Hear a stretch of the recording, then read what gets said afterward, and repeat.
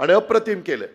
म्हणजे एआयचा वापर करून लावलेली लागवड त्याच दिवशीची आणि नेहमीची लागवड त्याच दिवशीची, असं मधनं तुम्ही चालायचं. ह्या बाजूला तो ऊस, ह्या बाजूला दुसरा ऊस, इकडं ती केळी, इकडं ती दुसरी केळी.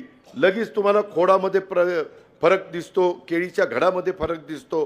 तेच ऊसाच्या बाबतीमध्ये ऊसाची कांडी एआयचा वापर केला तर इतकी मोठी होती. आमचा तर प्रयत्न चाललेला आहे. कदाचित यंदा मला तो विश्वास बसेना, ते म्हणतात की दादा 200 टन एकरी ऊस काढून दाखवणार. मी म्हटलं अहो 150 तरी काढा, 150 काढलं तरी खूप झालंय. आणि ते तिथं चाललंय प्रात्यक्षिक. काही भागात शेतकरी तसं घेतात, त्याला आम्ही अनुदान दिलेलं आहे VSI कडनं.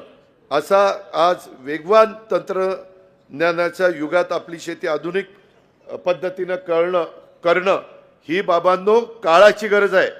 ज्यांची जमीन आता एमआयडीसीत गेली ते सोडून द्या, पण त्याचे पैसे दिलेत ते पैसे निवडणुकीला खर्च करू नका.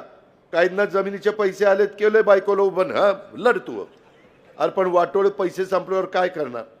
2 हाताला चुना लावून ठोठ करत बरं, काही उपयोग नाही रे. राजकारण लय वंगाळ आहे, आता काय सांगायचं. पण आता काय, तुम्ही धंदा पाणी करा, मस्तपैकी राहा, मुलाबाळांना चांगलं शिकवा, निर्व्यसनी राहा. मी पुन्हा पुन्हा सांगतोय, साधू संतांनी ते आपल्याला सांगितलंय.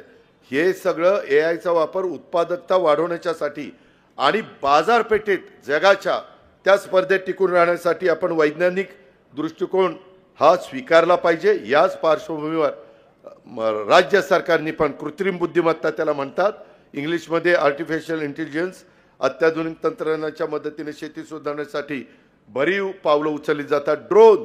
ड्रोन रिमोटवर जातो, फवारा करतो. अहो त्या स्क्रीनवर दिसतं. तुमचा जर 5 एकराचा प्लॉट असेल तर कुठं काय कमी दिसतंय ते तेवढ्यापुरतंच दिसतं आणि तुम्ही लगेचच जाऊन तिथं ट्रीटमेंट द्यायची. फार उत्तम आहे, तुम्ही जावाच, माझा आग्रह आहे. यावर तुम्हाला काय वाटते कमेंट बॉक्समध्ये लिहा. चॅनलला सबस्क्राईब केले नसेल तर नक्की सबस्क्राईब करा. जय महाराष्ट्र.